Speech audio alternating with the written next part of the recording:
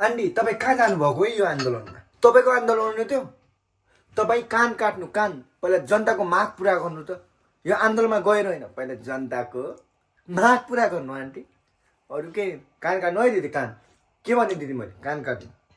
यो आन्दोलनमा जाने होइन पहिला कान काटेर देखाउनु अनि आन्दोलनमा आउनु है त दिदी कान काट्नु है कान कान काट्नुपर्छ दिदी तपाईँले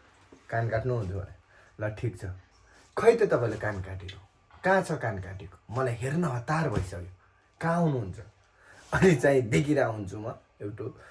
अब तपाईँ भन्नुहुन्छ कसैले मलाई फिल्मको अफर दियो भने म त फिल्ममा आमाको रोल खोल्छु रे दिदी आन्टी तपाईँ